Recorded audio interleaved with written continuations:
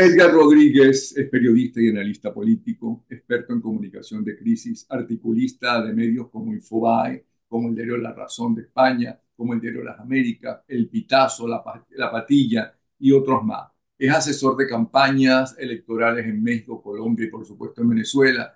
Ha sido director de comunicaciones de la Asamblea Nacional y fue corresponsal de Radio Caracas Televisión. Como escritor es excelente, tiene una serie de artículos, el más reciente, y por eso lo estoy llamando, para que ustedes disfruten, si no han podido leer en Infobae, este artículo, El caos y la descomposición del poder.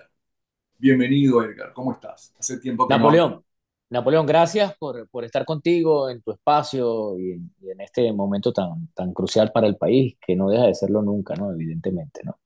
En mi artículo que tú acabas de mencionar, yo me baso allí en el caos y en la descomposición del poder que vive el gobierno de Maduro. Hoy casualmente se cumplen 3 meses de la elección del 28 de julio del 2024, que pierde Maduro 30-30, 70-30 contra Edmundo González Urrutia de la oposición.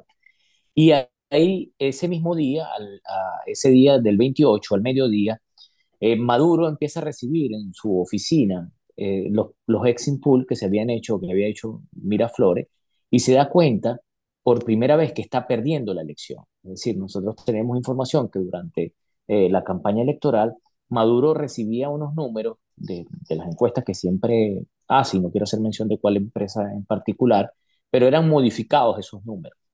Y siempre pensó que podía ganar la elección. O sea, que por eso que muchos se preguntan, bueno, pero ¿por qué el mundo, por qué lo dejó correr hasta el final? No, ellos en todo momento pensaban que ganaban la elección, que era el plan que le había puesto en la mesa Jorge Rodríguez. Pero ¿y por qué Cuando, pensaban eso si bueno, en las convocatorias para los mítines no iba nadie? bueno, porque ellos tenían un diseño del país que, de acuerdo a los números que le planteaba Jorge y de lo que le planteaba Diosdado de cierta manera, bueno, con esa yo diría esa arquitectura electoral, ellos decían, nosotros ganamos, pero por poquito, pero ganamos. Es decir, y si las encuestas nos están diciendo que vamos subiendo, pero que el señor va bajando, que el mundo va bajando como lo trataban ellos, nosotros tenemos la elección ganada. A esto de la descomposición el caos y la descomposición del poder, era una teoría de Diosdado que siempre le dijo a Maduro, no te midas ni vayamos a esa elección. Pero Maduro aceptó el plan de Jorge. Ahí comienza una descomposición del poder y empieza para donde vamos a llegar, que es el tema de Pedro Telechea. Telechea fue una persona que tuvo influencia en el poder porque era el pagador de la campaña, era el pagador en los estados, era el con quien siempre los presidentes le dicen, los presidentes de ahorita, ¿no? Maduro, Chávez, estos presidentes, le decíamos, usted pague las campañas electorales que vayamos haciendo por los estados, usted saque los fondos y usted pague porque usted es el que tiene la caja chica del gobierno. Telechea, evidentemente, Diosdado ese día le dice a Maduro, te fijas, yo te dije a ti que no te midieras, pero tú decidiste medirte, ahora tú tienes el poder, lo tenemos, somos nosotros. Es decir, tú no tienes el poder porque para que tú te mantengas en el poder necesitas el ala de los militares. Y Jorge y Delcy te engañaron en este proceso y te lo dijimos siempre.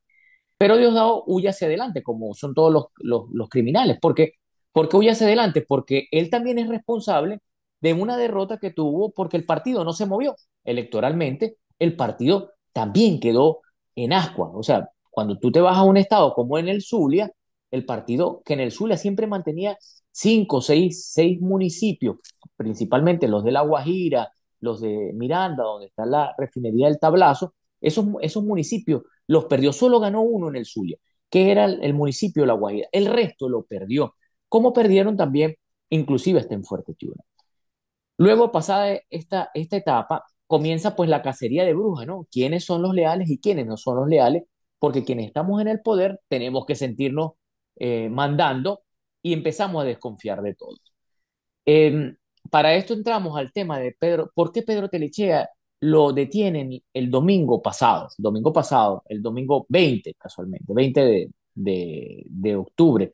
Lo dejaron correr, después sale de PDVSA, lo colocan de ministro de producción, de exterior, de estos ministerios que han habido siempre y que le han puesto más nombre, que ahora es Alex Saad, Y el señor dice, bueno, un día dice, bueno, yo creo que ya me están siguiendo la pista, por lo tanto yo voy a renunciar, voy a decir que estoy enfermo, me voy a mi casa y me retiro. Evidentemente esto ocurre. Lo que no se esperaba es que ese domingo, estando en su hogar, le llegara el DGCIN, lo detuviese y se lo llevase preso e incomunicado como está hasta el día de hoy.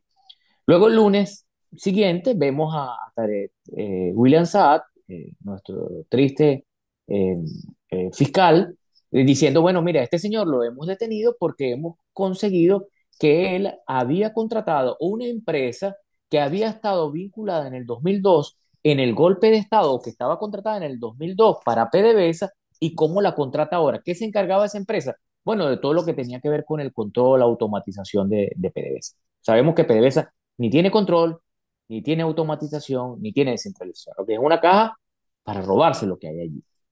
Luego, el martes, vemos a Diosdado también dándole duro, pero es que no creemos que este señor Telechea fuese tan tonto para no entender que había contratado una empresa que había estado en el 2002 vinculada al golpe de Estado. Que digo yo que no es que estaba vinculada, era una empresa que de pronto prestaba un servicio en una PDVSA que ya estaba de salida en cuanto a unos manuales de procedimiento, en cuanto a la contratación de gente que llevaba la industria, ven, porque hasta el 2002 PDVSA no estaba tan quebrada como la dejaron en el primer periodo de Maduro. Evidentemente, esto lleva a que Diosdado dice, bueno, señores, este es el chicharrón que nos vamos a llevar para la casa, para la cárcel. Y este chicharrón, que hoy es Pedro Telechea, viene de ser de la fila o cercano a Delcy Rodríguez, que maneja de cierta manera el poder político y económico del gobierno de Maduro. ¿Cuándo se divorcia Pedro Telechea de Tarek El Aissami? Evidentemente se divorcia, en lo que tenemos de información, por unas supuestas grabaciones que le habían hecho a Pedro Telechea, mandadas a hacer por Tarek El Aissami en el año 2023, cuando ellos publican y sacan todo esto de la, de la corrupción de PDVSA, donde caen más de 20 funcionarios de Tarek El Aissami. Vemos que Tarek El Aissami lo esconden y es hasta este año que lo vemos que ya lo llevan detenido, aparentemente porque no sabemos. Telechea es quien informa en parte a Delcy Rodríguez de las andanzas de Tarek El Aissami, siendo un hombre de Tarek. Es decir, una descomposición de que sálvese quien pueda. Si yo puedo salvarme, me salgo, denuncio al otro, el otro cae preso y piensan que yo puedo seguir corriendo sin que conmigo, sin que a mí me llegue en algún momento la justicia de ellos, no la justicia real, la justicia de ellos.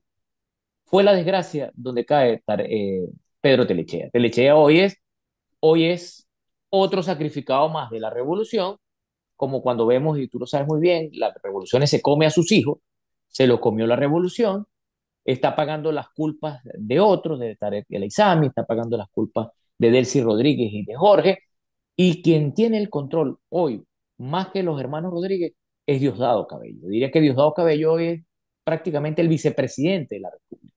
Entonces caen en desgracia, hay una descomposición que se está materializando, porque todo lo que brilla no es oro. En estos días conversaba también Napoleón, y a los que nos están viendo, con funcionarios medios del gobierno, que están en diversos ministerios, ¿no?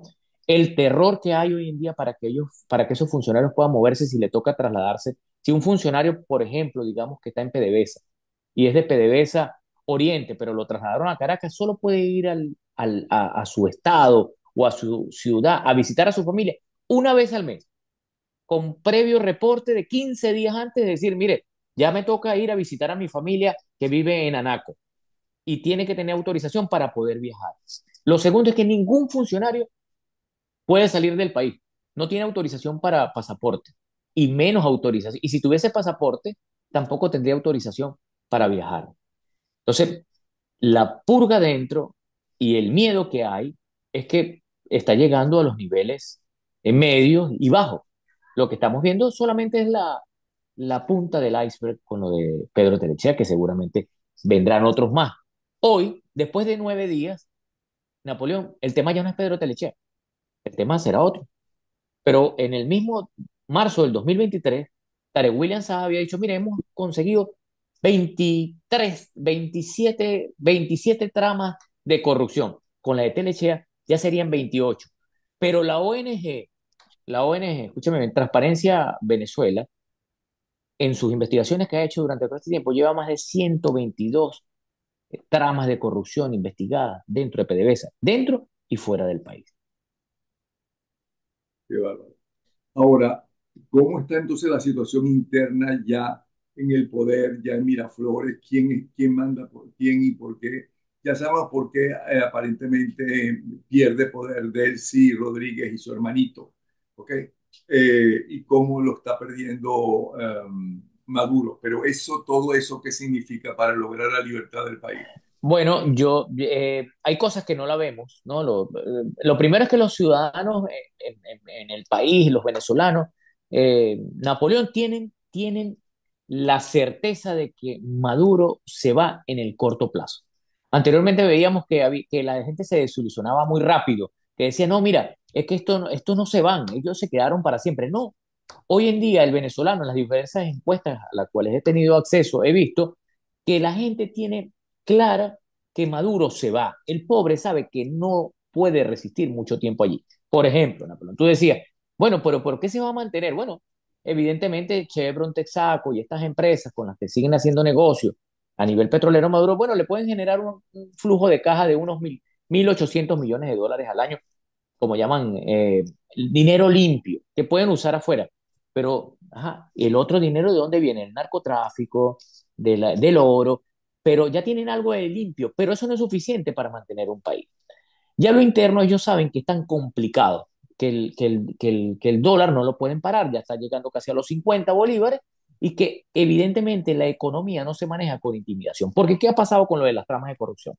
Sí, es verdad, ellos develan las tramas de corrupción de sus mismos entornos, pero esos entornos hacían negocios con otros gobiernos y con otros militares y con otros del entorno de Maduro, con Diosdado, con Padrino, y se iban trasladando porque era un ecosistema. Haz un negocio acá, te damos el otro negocio aquí y así van rodando. Ahora esa gente también dice, pero ¿por qué voy a hacer yo un negocio hoy con Maduro a lo interno? Si es que me puedo ganar un dinero hoy, pero me van a poner preso más tarde porque nadie está a salvo para hacer un negocio, entonces tampoco le genera confianza para sus aliados. Sus aliados hoy, empresarios, y hay otros allí que declaran unas cosas que uno no estaría muy de acuerdo, por ejemplo, las de cámaras y todas estas cosas, pero muchos de esos aliados hoy dicen, "Ve, yo no voy a hacer negocio con Maduro. Eso para mí es un problema. Ahora, el asunto es que Maduro hoy les está diciendo, y su entorno, Diosdado, pero ¿cómo que no vas a hacer negocio? Ya tú no te puedes salir como las mafias, tú tienes que seguir haciendo estos negocios. Entonces esa gente, sus aliados empresarios, hoy dicen, es que no es rentable para mí hacer negocio con Maduro. El otro acá es que su gente de mediana y rangos, digamos, rangos medios, gerente tal, dicen, no, ¿cómo hago para salirme de este gobierno? ¿Cómo hago para irme, aprovechar en 15 días que me toca ir a visitar a la familia Naco y me voy y no regreso más a la empresa? Entonces, esas personas que medianamente hoy tienen alguna capacidad de tener unas operaciones y resolver algunos problemas, tampoco están satisfechas. Y si vamos al cuadro mayor, al círculo, al entorno de poder, te das cuenta que Jorge, que todas las declaraciones que hemos visto de Jorge han sido también incitadas para ganarse otra vez un aplauso de Maduro. Tú no ves a Jorge viajando con Maduro afuera. Uno no ha visto a Jorge este, este, en la posición que venía estando, en las tarimas, estando seguido, estando. No, hay un alejamiento de Jorge. Pero Jorge sabe mucho. Entonces Maduro también le interesa tener a Jorge.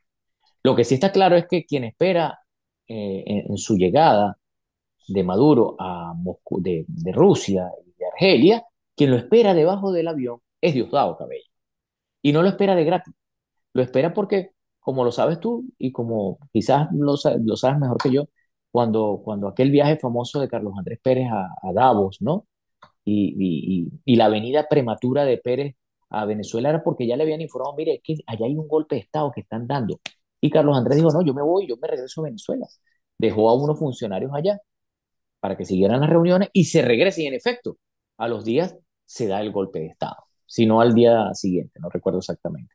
Lo mismo, Maduro viajó con toda la confianza del mundo a Rusia a tratar de vincularse con los BRICS, porque está seguro de que no lo iban a tumbar, y es que no lo van a tumbar, al menos que le jueguen una como la de Gómez, de su momento, este, no lo iban a tumbar porque lo están sosteniendo Diosdado y los militares. Nada más eso es lo que sostiene a Maduro. Entonces, mientras quede esa cúpula, solamente Napoleón, hay esperanza. Como dicen, mientras que haya vida, hay esperanza. Y hay esperanza porque tiene un entorno corrompido, tiene un entorno con mucho miedo, tiene un entorno que también se están masacrando entre ellos mismos. Ya no están los 40 Alibaba, los, para frasear un poco, Los ya los 40 tienen ladrones de Alibaba. los 40 ladrones de Alibaba. Sigues Alibaba, pero con menos ladrones, porque ya están presos. Y ya cuando vemos, por ejemplo, una referencia de Alex Saab, Alex Saab, ministro de, pero imagínate tú, Alex Saab, ministro de Comercio. ¿Qué es eso? Eso no, eso implica que ya les quedan pocas fichas para jugar en un tablero donde cada día se sienten menos protegidos Que no tienen en quién confiar. y Ese es el no problema. confían. Exactamente. Entonces, los gobiernos se basan en confianza. Cuando tú colocas a gente de tu entorno, a veces dicen, mira, ¿qué es mejor, un funcionario de confianza o capaz? Bueno, la mayoría de los políticos siempre deciden por un funcionario de confianza. No importa si no es capaz, pero es de confianza. Aquí tienes un gobierno que ha sido incapaz, con un funcionario incapaz, que a todas estas pareciera que la más capaz, por lo menos en su trabajo, en economía, en mantener esto, es Delcy Rodríguez. De resto, Ok, imagínate, y no hay, y el enfrentamiento que se ha hablado mucho entre Diosdado Cabello y Maduro, porque Diosdado Cabello quiere llegar al poder, ¿ok? Y que estuvo siendo apartado él y su gente, cada vez le quitaban más poder hasta este momento, ¿no? Hasta este momento que está con poder, que eso existe, eso es verdad, eso tiene algún pie. yo creo, Napoleón, que ha habido mucha especulación en ese caso. Ellos no se han entendido bien, con diferencias como todo, pues, para mantenerse juntos desde el 2013 hasta la fecha hoy, que han pasado 11 años, ¿no? Ha tenido Maduro un pulso político para mantener una relación con Diosdado. Si te pones a ver, a su hermano no lo han cambiado del CENIAT. Hizo más de 10 años su hermano, el Mocho Cabello, enfrente del CENIAT. Es decir, la esposa de Diosdado estuvo en el gobierno, el Ministerio de Turismo, entró y salió. La hija creo que está ahorita en otro cargo. O sea, se han dividido un poco el poder. Hoy, evidentemente, después del 28, la relación Maduro y Diosdado fluye mucho mejor, porque los dos tienen que sobrevivir y los dos tienen miedo.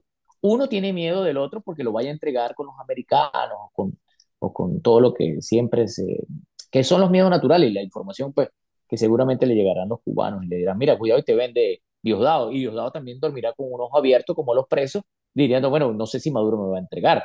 En fin, en la chiquita y en lo cerrado, estas dos personas se entienden perfectamente. Uno sobrevive del otro. Y creo que hoy tiene más control Diosdado sobre Maduro. Ahora, aparte de que se ha demostrado que el régimen, el comunismo, cuando está en el poder, ¿no? Todas esas cosas y es fantasiosas de que el comunismo es mucho mejor que el capitalismo, y entonces se ha demostrado que no, que al revés aumenta la pobreza, ¿no? Y los países se van hundiendo poco a poco. Y no se trata solamente de Cuba, con el cuento del bloqueo, que no existe ningún bloqueo. El bloqueo sucedió, estuvo creo que fueron 3 días que bloquearon a Cuba cuando la época de John Fitzgerald Kennedy, ¿Correcto? para impedir que siguieran los rusos mandando, construyendo sus misiles, las bases de misiles en Cuba. ¿Okay? Una vez que Rusia se echa para atrás, se quitó ese bloqueo, ¿no?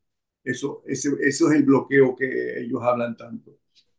Lo que hay es un embargo porque ellos se robaron un montón de ¿Correcto? empresas norteamericanas sin pagarle un centavo, lo que hizo Chávez en Venezuela también, y no le pagaron un centavo, y el gobierno norteamericano de ese momento dijo, no, no, si no todos aquellos, a nosotros nos han robado, ¿okay? A nuestros empresarios, o sea, los empresarios norteamericanos, hasta que no paguen lo que nos han robado, ¿no?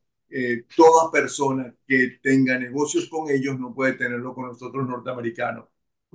Pero Cuba, la mayoría de las cosas que compra Cuba, a Estados Son Unidos, americanos. medicinas y comida, todas se las compran los Estados Unidos prácticamente.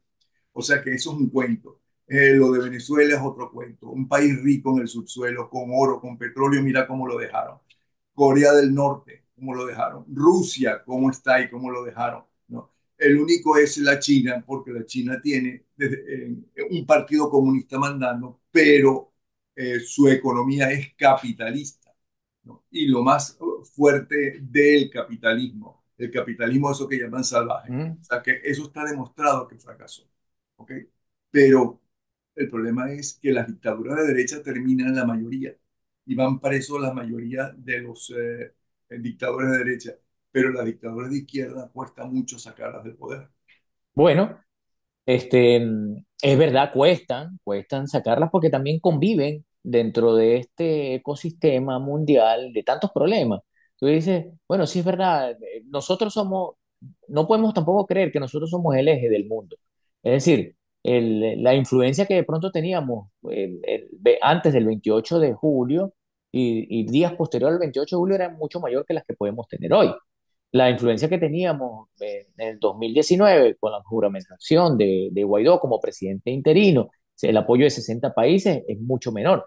Es decir, hoy también hay problemas en el mundo. Tienes el problema en Gaza, Hezbollah, Israel, tienes el problema en Ucrania que no deja de tenerlo todavía con Rusia, tienes problemas diversos. Tienes hoy una Latinoamérica también donde un Lula pierde una elección en el día de ayer y ganan 22 de la derecha y la ultraderecha. Pierden, nada más ganan dos capitales en Brasil. Tienes el caso también de Chile, donde Boris también pierde por más de ser izquierda y mantenerse un poco neutral en todo este tiempo en este tiempo y en apoyo a Venezuela, que ha sido, que hay que reconocérselo, también tuvo una derrota grande. Tienes el tema también de Colombia. El tema nuestro es que esta dictadura de izquierda, bueno, se sostiene en los militares. Se sostienen unos militares que la mantienen y que también están pasando hambre y que hoy se están callando. Porque bueno, los militares se voltean, como dicen por allí, se voltean en el último minuto. No esperemos que lo hagan antes. Entonces, es una sociedad o es un grupo con mucho miedo y que en algún momento, uno no es pitonizo para decirlo, sigo creyendo que Maduro no está tan sólido en el poder. Tiene temor, hay un caos y, por supuesto, Napoleón, a diferencia de Cuba, nosotros tuvimos una elección y tuvimos una elección donde se ganó 7-3. De cada 10 venezolanos, 7 votaron por el mundo, 3 votaron por Nicolás. Y los 3 que votaron por Nicolás, seguramente uno o dos lo hizo de manera obligada. Entonces tienes un pueblo que está atento, que es importante mantenerlo, que sigue presente en su lucha y que no se ha entregado como en el caso tal, sin bueno, menospreciar el trabajo que han hecho la oposición cubana, este, eh, la acabaron en esos 60 años. Nosotros todavía tenemos vida. Ok, el Mundo González, ¿no? A pesar de las declaraciones que dio en CNN, que a mí me parecen increíbles, Sí, ¿no? sí, sí. Que lo que faltaba decir es que la Silita le iba a planchar los interiores que había dejado en Caracas, no iba a su casa. A pesar de eso, ha dicho casi todas sus declaraciones son muy buenas, son de un diplomático de altura. Y una de las veces que dijo, y no suele mentir, o por lo menos no, nadie lo ha acusado de mentiroso, él ha dicho que él no, que él va a recibir la banda presidencial en Venezuela el día que corresponda recibirlo oficialmente. Eso por un lado. Por otro lado, María Corina, que es la luchadora realmente y la política, el otro es diplomático, ella es la dirigente política y el que la gente quiere, insiste que Maduro tiene que mediar. Eso podría entenderse que no ha mediado todavía, pero todo el mundo, más o menos todo el mundo no, pero la mayoría de la gente que suele estar bien informada por gente de allá adentro, que le dan los datos, aseguran que sí, que el Mundo González va a asumir el poder sin muerte. ¿Qué piensas tú de todo eso? Bueno, Napoleón, yo te voy a ser franco. Todo momento histórico y político no se puede medir por igual. O sea, lo que ocurrió en el 2019 no es lo mismo que ocurre ahorita en el 2024.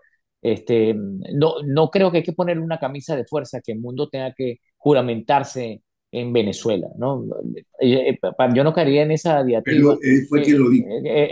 Y creo que fue un error de él, como tú lo dices, creo que ha dado declaraciones que han sido muy valiosas, muy buenas, y otras que han sido nada valiosas, ni nada buenas, ni nada que aporten. Pero también estamos muy sensibles y seguramente él también, pues todos los hombres tienen miedo. También al salir tuvo miedo, también hay cosas que no nos han gustado. Pero bueno, es el que tenemos, es el hombre de la circunstancia y es el hombre que ganó la elección el 28. Sabemos que el liderazgo es de María Corina. Yo no tendría problema en si no regresa a Venezuela a juramentarse. Lo lógico sería que lo hiciera, que lo hiciera. Pero bueno, mañana va a estar en el Parlamento y va a estar en Italia. Es decir, si él lleva una agenda internacional, Una gente bien de, buena. Él está trabajando mucho, eso también es verdad. entonces, si él lleva una Como agenda diplomático de como primera diploma, que siempre fue. exactamente. Y tenemos a María Corina que sigue siendo la líder de este momento en Venezuela y hay que respaldarla porque se mantiene en el terreno, se mantiene luchando, se mantiene dando declaraciones. Evidentemente es como decir, pero es que no ha salido a concentrar a alguien en la calle. Pero espérate, estamos en dictadura, ¿qué queremos? Estamos en una presencia de una líder que está en una semiclandestinidad, que si sale a la calle la pueden detener, no van a tener. Entonces, necesitamos a Edmundo en Caracas detenido, no necesitamos a Edmundo en Caracas detenido. Necesitábamos a María Corina en En la Caracas, en el SEBIN. clandestinidad sí Sí, la necesitamos la necesitamos. clandestinidad. Sí, ¿la necesitamos detenida? No la necesitamos detenida. La necesitamos en la clandestinidad. Que siga dando las declaraciones que viene haciendo con los medios de comunicación. Que siga la ofensiva en lo que está diciendo y haciendo. Si tú me preguntas, ahorita no hay negociación de lo que puedo analizar, no hay negociación con Maduro. Pero no es que no la queramos, nosotros la estamos pidiendo. Digo yo, nosotros la oposición. No es que yo me incluyo, sino yo también soy opositor. La oposición la está pidiendo y la está pidiendo en unos términos que sean más sinceras, pero Maduro no lo quiere hacer y no lo va a hacer hasta el momento en que sienta que, verdad, su vida corre peligro. Y él lo sabe y lo sabemos. Pero Él la fue a vida los... de él, claro que corre peligro. Sí, yo sí creo que, bueno, evidentemente sí, para él corre peligro porque a quien lo puede traicionar quien lo puede traicionar es su propio entorno. O sea, quien tiene que preocuparse por dormir no es porque la oposición vaya a meterse en el cuarto de, de- de Nicolás. No, es que mañana puede ser hasta la propia Cilia que lo entregue, porque ellos viven en un mundo ahorita de muchos fantasmas y los fantasmas lo están viendo. Yo creo que la procesión va por dentro. Ok. Mm, Te felicito por ese artículo, es muy interesante y muy bien escrito, te felicito. Creo que es el mejor de todos los que yo he leído tuyo, o por lo menos es el que más me ha gustado. De Gracias. verdad que muchas gracias, Edgar Rodríguez, vuelvo a repetir, periodista y analista político, experto en comunicación de crisis, articulista de medios como Infobae, el diario La Razón de España, el diario de las Américas de Miami, el Pitazo, La Patilla, y otros medios más. Asesor en las campañas electorales en México, Colombia y por supuesto Venezuela. Exdirector de comunicaciones de la Asamblea Nacional y ha sido corresponsal de Radio Caracas Televisión. ¿Dónde fuiste corresponsal de Radio Caracas Televisión? Comencé por el oriente, fui corresponsal de 5 estados, fui corresponsal de Anzoátegui, Sucre, Monaga, Nueva Esparta y Bolívar. Y después pasé a Zulia, Falcón, y también estuve en Carabobo y una vez en Caracas. Pero tú vivías como un gitano entonces, Vi, de un, vi, país, vi, de un estado a otro. viví como un gitano y disfruté esos años de corresponsal mágico de esa Venezuela, donde no todo era malo, ¿sabes? Donde uno podía hacer noticias buenas de allá de- recuerdo aquellos viajes, por ejemplo, a Carúpano, al Golfo, a San Juan de las Gardonas, eh, o en Falcón, a las Cumaraguas, es decir, no todas las noticias eran malas. Después fue que las noticias se nos pusieron malas. ¿Qué es lo que añoras del país, de Venezuela? Mira, yo añoro de Venezuela siempre su gente y nuestra geografía. Nuestra geografía va de acuerdo a la gente. Y nuestra geografía es tan bonita que tú estás en Aragua y la disfrutas y estás en otro estado y lo disfrutas. O sea, tú no hay estado que no disfrute y no tenga su particularidad, tanto el frío como el calor del sur. Ahora, este caos, para finalizar, porque nos queda un minuto, este caos del cual hablas y que nos has hecho un resumen que está viviendo Maduro y su banda es el anticipo necesario para su caída. No necesariamente es el anticipo para su caída, ¿no? Solamente es como parte del manual. Lo que pasa es que decir acá, mira, es que ya viene la caída, no sabemos cuándo va a venir la caída. Lo que sí sabemos es que hay un gobierno en descomposición, que se ha quedado aislado, que se está quedando solo, que tiene menos recursos, que se sustenta en los militares y que esos Pero que militares no tiene muchos también. recursos porque si no Cuba no estaría en el estado que está. No, exactamente. Tú lo ves, veíamos noticias, Napoleón hace poco y parecía, es más, recuerdo yo a mi hijo que lo estaba llevando al colegio y y estaba la radio y estaba escuchando unas declaraciones de unos ciudadanos cubanos hablando de que tenían 3 días sin luz, que se había dañado la comida en la nevera y mi hijo dice, papá, eso es en Venezuela. Yo le digo, no, eso es en Cuba. Ah, pero es igualito. Entonces, cuando tú ves eso, tú dices, wow, mi hijo que tiene pocas semanas o pocos meses de haber salido de Venezuela, dice, bueno, pero entonces hay países que se parecen mucho a este, ¿no? Bueno, ese caos que vive Cuba, lo vivía él, pero no se había dado cuenta. Bueno, gracias, Edgar. Nos vemos. Un abrazo. Gracias a ti, Néstor.